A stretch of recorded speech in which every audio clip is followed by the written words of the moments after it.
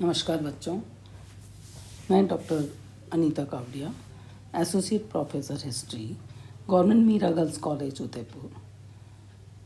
आज हम BA part third उसके पेपर फर्स्ट के अंतर्गत यूनिट सेकंड में मानसिंह प्रथम, इस पर आज हम अध्ययन करेंगे। इस पर हम विस्तार से चर्चा करेंगे। मानसिंह प्रथम, इनका समय 1589 टू 1614 AD। ये आमेर रियासत के कच्छावा वंश के शासक थे और इनका राजस्थान के इतिहास में क्या योगदान रहा है, इस पर आज हम विस्तार से चर्चा करेंगे।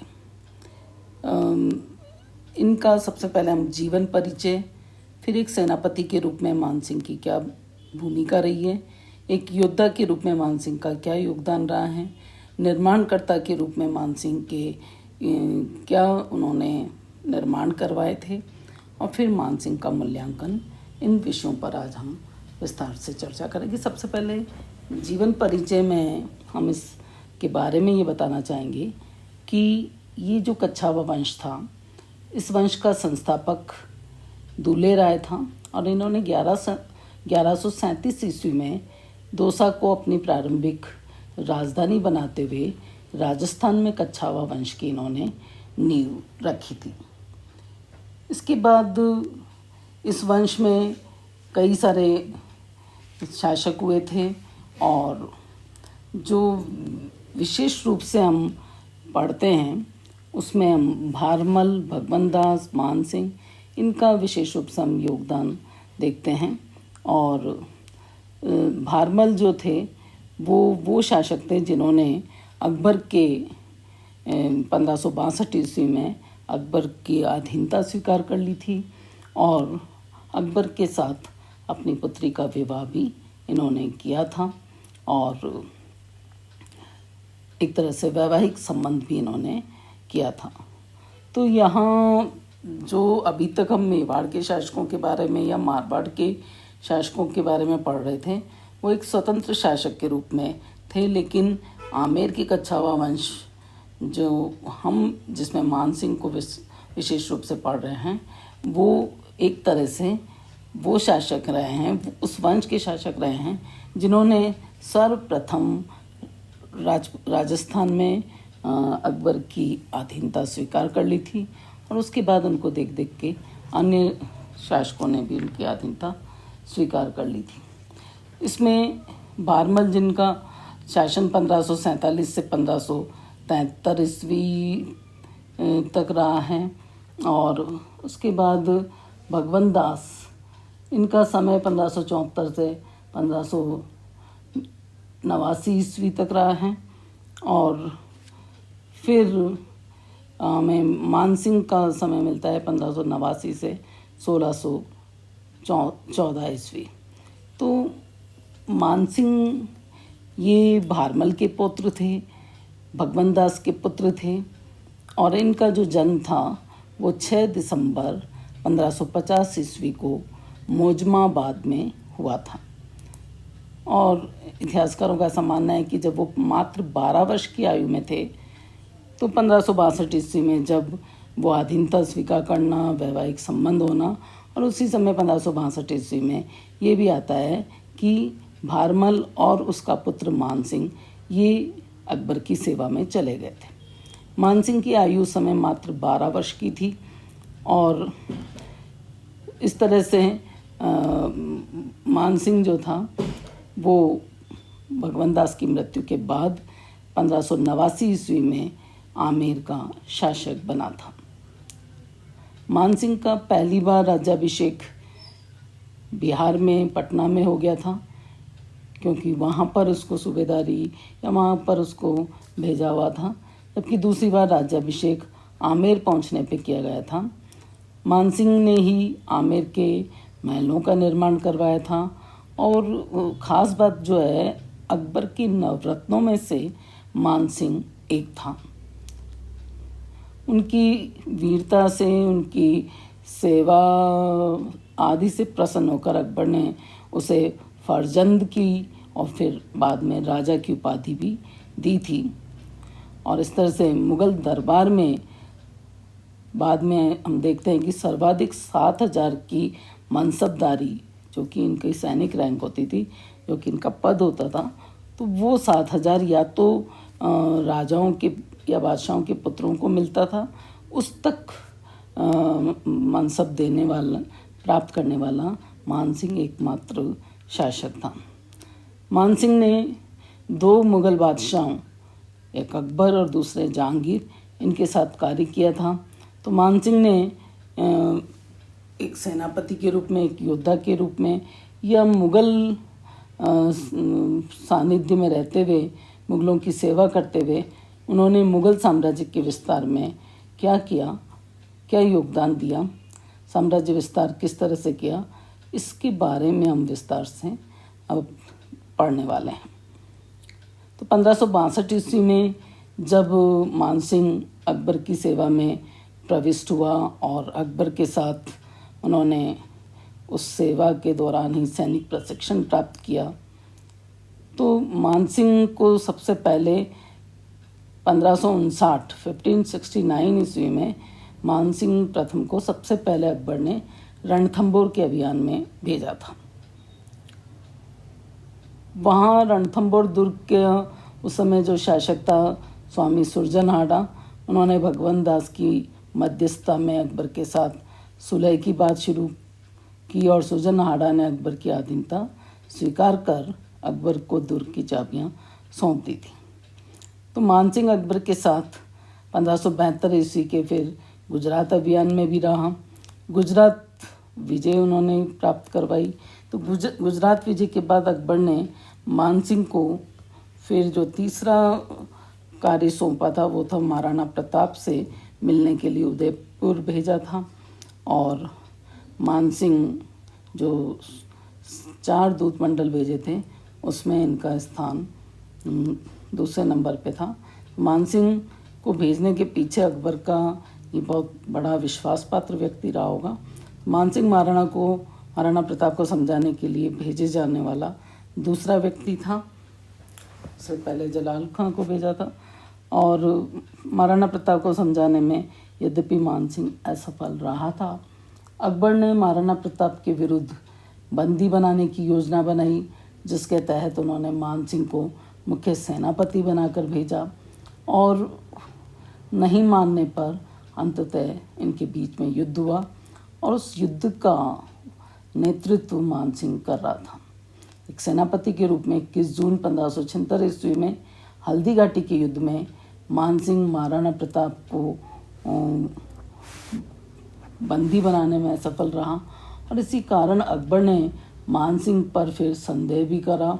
उससे वो नाराज़ भी हो गया था और अकबर ने मानसिंह से उसकी मनसबदारी भी छीनकर उसको उसके जो घोड़े थे शाही दाग से मुक्त भी कर दिए थे। ऐसा भी इसके साथ हुआ था। तो मानसिंह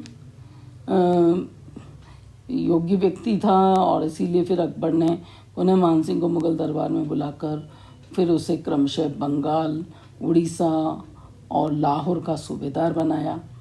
अकबर ने मानसिंह को और उसके भांजे व अकबर के पोते खुसरो का भी संरक्षक बनाया और अकबर की जब मृत्यु हुई तो उसके बाद जहांगीर ने ये सोचा कि मानसिंह उसका विरोधी है और फिर उसको ये सोचकर उन्होंने 1611 ईस्वी में उसे अहमदनगर मतलब बंगाल भेज दिया। अहमदनगर में रहते हुए ही 1614 ईस्वी में एलिचपुर में मानसिंह की मृत्यु हो गई थी। तो अकबर के साम्राज्य विस्तार में ख़ासतौर से बंगाल, उड़ीसा, लाहौर, ये जो जहाँ भी उसको सूबेदार बनाया था तो वहाँ उन्होंने मुग़ल साम्राज्य का विस्तार किया था। एक योद्धा के रूप में केवल वही योद्धा ही नहीं था बल्कि हम कह सकते हैं कि मानसिंह जो नवरत्नों में से एक था अकबर के दरबार में और उसके ये जो सारे अभियान हैं उनके बारे में हम यदि अध्ययन करें तो उससे ये स्पष्ट होता है कि 1676 ईस्वी के हल्दी घाटी के युद्ध के बाद फिर 1576 ईस्वी के हल्दीघाटी के युद्ध के बाद फिर पुनः जब नाराज़गी दूर करके अकबर ने उसको बुलाया था, तो 1580 से 81 ईस्वी में उसे मानसिंह को उत्तर पश्चिमी सीमांत प्रांत में जो विद्रोह हो रहे थे उसको दबाने के लिए भेजा गया था और इस प्रांत के सूबेदार के रूप में उसे काबुल भेजा था। काबुल के विद्रोह का नेता अकबर का सौतेला भाई मिर्ज़ा हाकिम था। काबुल में वीरतापूर्वक युद्ध किया मानसिंह ने और इस युद्ध में उसके जो भाई के सेनापति थे उनकी फिर करारी हार हुई और इस अफगान विद्रोहियों के दमन हेतु मानसिंह को 5000 का मनसब प्रदान किया गया था। 22 सितंबर 1581 ईस्वी को मानसिंह को काबुल का गवर्नर बनाया गया था और उसके बाद 1587 से लेकर 1594 ईस्वी तक मानसिंह को बिहार का सूबेदार बनाया गया और मानसिंह ने बिहार में सबसे पहले गिधौर के राजा पूरनमल को हराया। उसके पश्चात खड़गपुर के राजा संग्राम सिंह को पराजित किया और लगभग बिहार में वो 7 वर्ष तक रहा, जहां उसने स्थानीय जमींदारों के विद्रोह का दमन किया। ये मानसिंह की तीसरी व्यक्तिगत सफलता थी। 1590 ईस्वी में मानसिंह ने उड़ीसा अभियान शुरू किया और वहाँ पर जो कुतुल खां ने उड़ीसा में अधिकार जमा रखा था, तो मानसिंह स्वयं एक विशाल सेना लेकर उड़ीसा गया और 2 वर्ष तक उसने वहाँ पर दमन किया। आखिर वहाँ के जो विद्रोही थे उन्होंने आत्मसमर्पण 1592 ईस्वी में कर दिया। तो उड़ीसा की जगदीश मंदिर, जगत मंदिर, इसको बचाने में भी इनका बहुत बड़ा योगदान रहा है। उसके पश्चात 1594 ईस्वी में मानसिंह को बंगाल का गवर्नर बनाया गया और उसने पुरानी राजधानी टंडा को छोड़कर नई राजधानी का नगर राजमहल ये बनाया और इस समय मानसिंह ने 1596 में कुछ बिहार के राजा लक्ष्मी नारायण को पराजित कर अधीन बनाकर और उनकी बहन के साथ भी विवाह किया। बंगाल के विद्रोह को दबाने में मानसिंह ने अपने 2 पुत्रों हिम्मत सिंह और दुर्जन सिंह को भी खो दिया था। 1604 ईस्वी में अकबर ने मानसिंह को बंगाल से बुला लिया। उसके द्वारा बंगाल में किए गए कार्यों की अकबर के द्वारा प्रशंसा की गई और इस कार्य हेतु मानसिंह को 7000 जात और उसका 6000 सवार का मनसब दिया गया। तो मानसिंह बादशाही दरबार का सर्वाधिक शक्तिशाली सरदार बन गया था और वह 15 वो जो अकबर के 9 रत्न थे उनमें से एक माना जाता है। 1605 ईस्वी में अकबर की मृत्यु के समय मानसिंह का दिल और भी टूट चुका था। मानसिंह मुगलों का दूसरी श्रेणी का सेनापति बन गया था और फिर जहांगीर ने उसे बंगाल का सूबेदार बनाकर भेज दिया गया था और उस समय उसका मनसब वापस से उन्होंने कम भी कर दिया था। तो जीवन भर वफादारी से सेवा करने के बाद और अपनी मानसिंह की जो बुआ थी उसकी शादी, उसकी बहन की शादी और इन सब की शादी मुग़ल ख़ानदान में करने के बाद भी बादशाह का वो पूर्ण विश्वास पात्र नहीं बन सका। जहांगीर उससे घृणा करता रहा और अंततः 1614 ईस्वी में मानसिंह का देहांत हो गया था। महाराजा मानसिंह मुग़लों का एक प्रमुख मनसबदार और बहादुर योद्धा रहा था। एक सफल सेनापति के रूप में जाना जाता रहेगा। मानसिंह का जहाँ तक उनके व्यक्तित्व का मूल्यांकन है, उनका मूल्यांकन है, एक निर्माणकर्ता के रूप में उनका क्या योगदान है, तो खासतौर से जो जगत शिरोमणि का मंदिर, कई सारे उन्होंने कार्य करवाए थे अपने शासनकाल में। उनमें से जगत शिरोमणि का मंदिर भी एक महत्वपूर्ण कार्य था और जगत सिंह ने, जो कि महाराणा जो कि मानसिंह के पुत्र थे, इन्होंने कांगड़ा में अकबर के विरोधी कलाल खां को पराजित किया था, जिससे अकबर उससे प्रसन्न होकर उसे रायजादा की उपाधि से विभूषित किया था। और 1596 में जब मानसिंह बीमार पड़ा तो मानसिंह बंगाल से अजमेर आ गया। मानसिंह अपने पुत्र जगत सिंह को बंगाल की देखरेख के लिए भेजा, परंतु अभाग्यवश वहाँ 1599 में उसके पुत्र की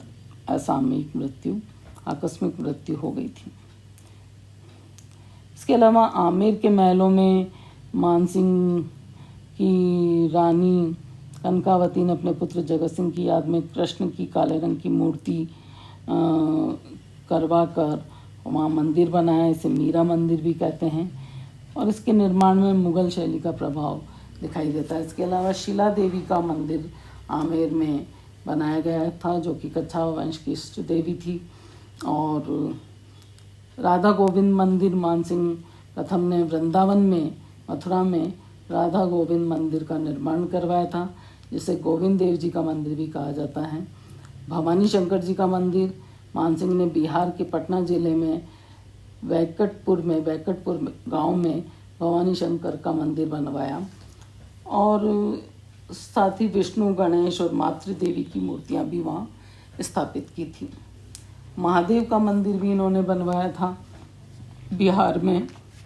तो कई सारे मंदिरों का मानसिंह ने निर्माण करवाया था। मानसिंह के समय में कई साहित्यों की भी रचना हुई थी और जो उनके दरबारी कवि थे मुरारी दान, इन्होंने मान प्रकाश ग्रंथ की रचना की थी। मानसिंह के भाई माधो सिंह के आश्रय में पुंडरिक विट्ठल ने राग चंद्रोदय, राग मंजरी और दूनी प्रकाश और दलपत राज ने राज प्रशस्ति और पवन पश्चिम की रचना की थी। इसके समय में दादू दयाल ने वाणी की रचना की थी। और इस तरह से हमें ये सारे कार्य मानसिंह के मिलते हैं। और ब्लू पॉटरी नामक कला को लाहौर से आमेर लेकर आने वाले ये इनका बड़ा योगदान है। और ब्लू पॉटरी मूलतः पर्शिया, ईरान की है, जहाँ से वह लाहौर आई और लाहौर से मानसिंह प्रथम इन्हें इस कला को जयपुर लेकर आए। ब्लू पॉटरी के कलाकार कृपाल सिंह शेखावत हैं, जिनको ब्लू पॉटरी के लिए पद्मश्री का पुरस्कार भी मिला था। तो ये सब बाद में भी, आज तक भी ये सब इनके निर्माण कार्य देखे जा सकते हैं। मानसिंह का जहाँ तक मूल्यांकन की बात है तो मानसिंह के नेतृत्व में कछवाओं शासकों की शक्ति का सबसे अधिक विकास हुआ और मानसिंह ने लगभग 24 वर्ष तक शासन किया। और अकबर के दरबार में मानसिंह ने जो गौरव और सम्मान प्राप्त किया, वह बाद में उसकी आने वाली पीढ़ियों को भी सम्मान मिलता रहा। जो मनसब मानसिंह को प्राप्त हुआ वो तो किसी भी हिंदू राजा को प्राप्त नहीं हुआ। तो मानसिंह मुगलकालीन शासन के समय हिंदू राजाओं में सर्वश्रेष्ठ माने जा सकते हैं। कर्नल टॉड ने कहा है कि भारत के इतिहास में कछवाहा लोगों को शूरवीर नहीं माना जाता, परंतु राजा भगवंत दास और मानसिंह के समय कछवाहा लोगों ने अपने बाल पराक्रम और वैभव की प्रतिष्ठा की थी। मानसिंह एक सफल शासक भी था। उसने अकबर की शासन व्यवस्था को अपने सूबों में लागू किया। उसके अधीन क्षेत्र में बंगाल का सूबा सर्वाधिक आर्थिक दृष्टि से संपन्न था। मानसिंह अपने पिता और दादा का तरह उसने भी मुगलों की सेवा की थी। और साथ ही मानसिंह के लिए कहा जाता है वो कट्टर हिंदू था और उसने शिव, विष्णु, गणेश इन सब के मंदिर भी बनवाए थे। वृंदावन में गोविंद देव जी का मंदिर, आमेर में जगत शिरोमणि के मंदिर, इनकी इसने स्थापना की थी। और मानसिंह ने अपने समय में अनेक शिलालेख खुदवाए, जिनमें आमेर का शिलालेख, रोहतास का शिलालेख, वृंदावन लेख, ये महत्वपूर्ण है। फर्ग्यूसन ने भी कहा है कि नगरों और महलों, जलाशयों और मंदिरों के निर्माण में मानसिंह राजपूत राजाओं में सर्वश्रेष्ठ था। जो जलाशय के निर्माण हैं, नगरों के निर्माण हैं, महलों के निर्माण हैं, उनमें जितने भी राजपूत शासकों ने निर्माण कराया उसमें ये श्रेष्ठ रहे हैं। मानसिंह अपने समय का अद्वितीय हिंदू राजा था और वह जीवन में कभी नहीं आ रहा था। उसने कला, साहित्य, शिक्षा और शासन व्यवस्था में अपूर्व ख्याति